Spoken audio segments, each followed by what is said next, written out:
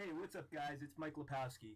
So I wanted to give you a look into my recent leg workout here, and I was still sticking with those 5x5s plus zone training workouts. This was actually going to be the last one that I did in this whole series.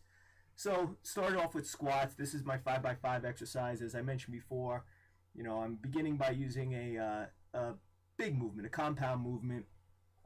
This is definitely a step away from what I have been doing for the past couple of years, where the model that I follow is typically an inroad or a fatigue model. One in which the real focus and emphasis is just simply on pushing the intensity as high as possible and taking the muscles to momentary muscular fatigue. And doing so typically doesn't allow you to do as much in terms of volume, because basically you're just blown out.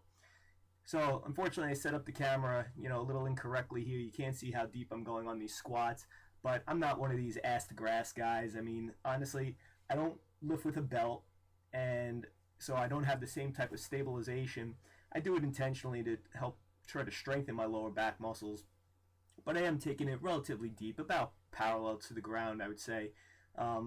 Maybe even slightly above, because for me, if I go any deeper than that, my spine starts to round forward, and I'm more concerned about maintaining the integrity of my lumbar than I am about proving something. So anyway, I speed through these next two rounds, but yeah, I mean, basically for me to take the weight up to this level for a 5x5, it's something that I wouldn't have been able to do had I been using that fatigue model.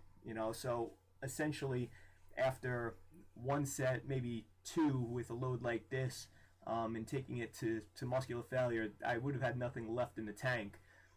Which again, it does provide some level of adaptation that's desirable in terms of muscular strength and growth.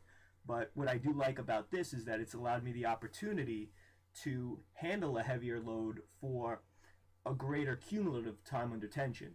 So it's something that, again, I wouldn't have been able to do with the two muscular failure model. And so we push it through one more set here. So again, this is my 5x5. In fact, just a week ago, I had used this same weight. It's 295 pounds.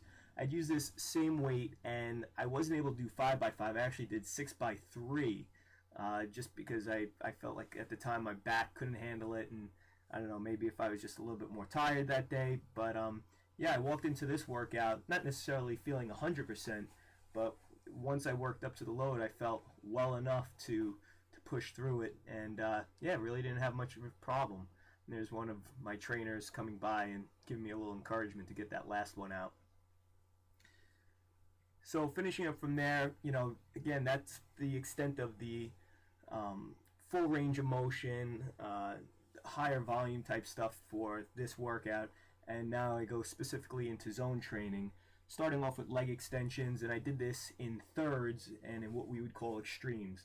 So basically, I mean, I was focusing on keeping a heavy load, the load that I would use if, let's say, I was starting my workout with this exercise, and knowing that the level of fatigue that I had from the squats was too much to move through a set consecutively with this. What I did is, in breaking it into thirds, I did the top third first, taking it relatively close to the point of muscular failure, about a 10-second rest or so, and then it's back in to work the middle third.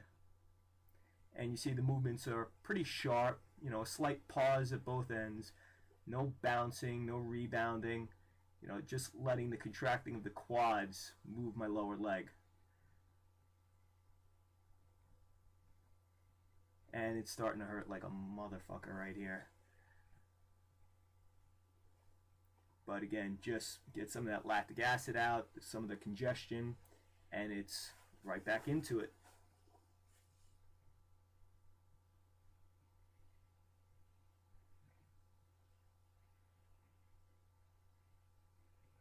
And unfortunately, this leg extension doesn't have a belt or anything, so for me, in order to keep my hips down in the chair, I got to pull a little bit harder than I'd prefer to, but hey, you work with what you got.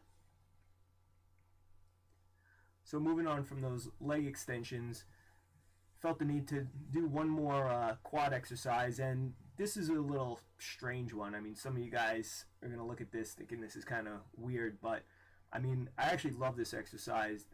There's a lot of people who would call this another form of sissy squats, which is what I do. And basically, this is one of the only exercises that you can do where you're actually working the quads in the stretch position. I mean, when you think about it, whether it's squats or leg extensions or hack squats, you never really get any type of significant stretch on the quads.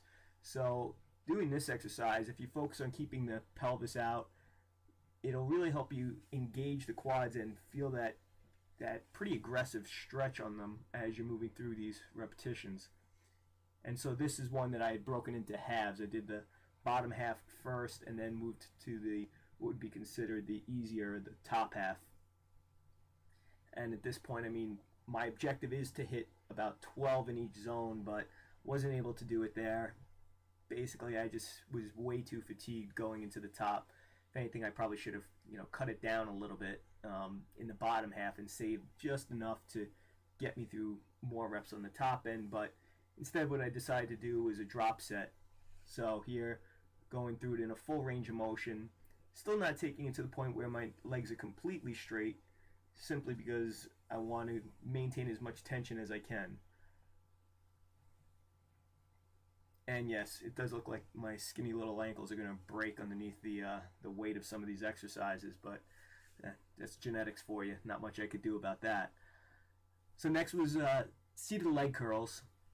So thankfully this one I do have a belt, so I could kind of strap myself in there and get it nice and tight. Get them skinny ankles up on the pad. And this was one in which we broke it up into thirds. So starting with the most contracted third first. And again, trying to push out forceful breaths with each repetition. So every rep is simply a breath in and a breath out. I mean, normally it is, but for some of us, when we move at a slower pace on our negatives during full range of motion stuff, you might have to take more than one breath.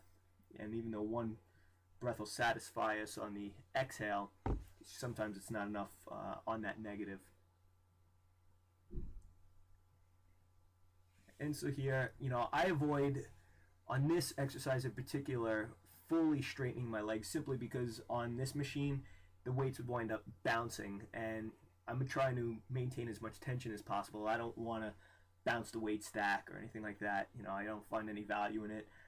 Kind of sometimes laugh at people when I watch their deadlift videos, and I mean, they're bouncing it off the floor, and it's like, well, how much of that is actually your muscles producing force, and how much of it is stored energy torque? So really, I mean, there's no sense in doing it. You're not getting as much as you could be or should be out of it.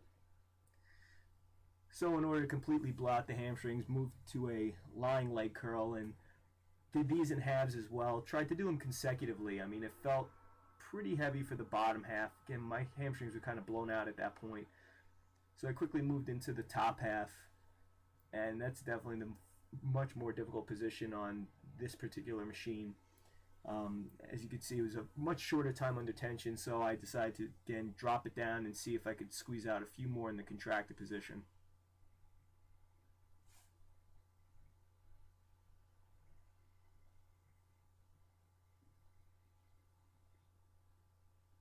And ideally, I should have probably been keeping my hips down a little bit more so than I was, but so be it. You can't be perfect all the time.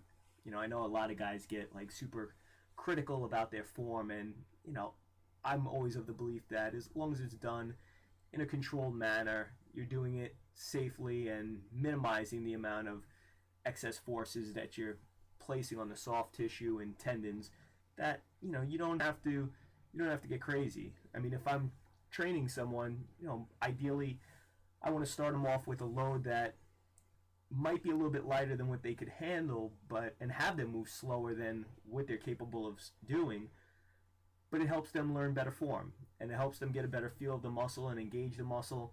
And I find that to be far more important than just simply lifting heavy loads, because as I've talked about before, you could lift a heavy load, but if you're not really targeting the intended muscle, you're just lifting heavy loads, and you're going to have a pretty significant systemic effect, but it might not really be the level of stimulation that that particular muscle needs.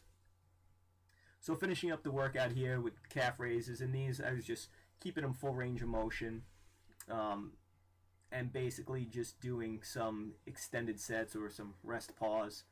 I mean, I think that first set lasted me about 50 seconds or so, and then a 30-second rest back in for that second set, which I probably performed about half of what I did on the first, and then took another 30-second rest and hit, I think, about the same as I did on the second set. I may have been just like a rep or so short.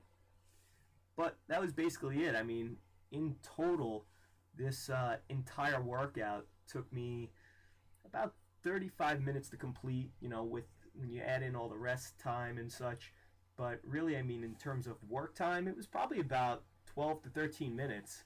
I mean, still a little bit more of that high-intensity training, muscular inroad fatigue model with a little bit of strength training mixed in. And just finishing up with holding that stretch, which if any of you have done this on any type of calf raise, you know how excruciating it is. And so that's really it. I hope you guys enjoyed the workout. Maybe you could take a few things from it and apply it yourselves.